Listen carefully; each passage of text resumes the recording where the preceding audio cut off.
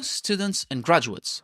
Welcome to PhD Lounge, the podcast of late night talks in which PhDs have a drink and talk about their research topics. You're dedicated to researching and writing your best argument to become a PhD upon passing the Viva Voce. You might be in your late 20s or early 30s, starting or about to finish it. And then you are confident in communicating to the world your knowledge and skills in dealing complex tasks that can change the course of society one day. However, do you feel that you are behind in life? Society standards such as getting a car, getting married, having children, and buying a house between your 20s and 30s are still in vogue, more or less. You may have had chats with your friends who are reaching those milestones, thinking that you are behind in life and not having something structured. While the world is more competitive than ever, and having something solid is not a guarantee, one thing that is certain and belongs to each individual is this: you're not behind in life, and the decision of undertaking a PhD is personal rather than fighting against society.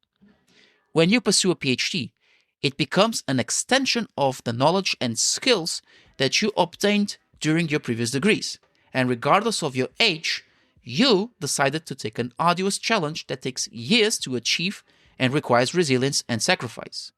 In my previous podcast talks, I stressed that having balance between your PhD and social life is essential, and sometimes you have to refrain from certain things to give space to your research, including what society tells us to do. Moreover, there's this assumption that everyone ought to have a checklist of goals and achievements to be completed in a specific time. The world shouldn't care about timelines and checklists, and you, as a PhD, should care less about that too. You're producing knowledge to be used by future students, and you're also working towards a goal that you want to achieve. Your personal milestones matter just as much as the societal ones, and besides, they can be completed after your PhD as well. Lastly, if you feel behind in life when pursuing your PhD, have you asked yourself, what do you consider behind? Do you mean not making progress on your dissertation or seeing others prosper?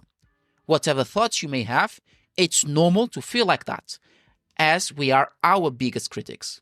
Try turning the tables and say to yourself that you're not behind. You're just passing a phase where your brain might need some rest and recharging for the upcoming stages you must go through in your PhD.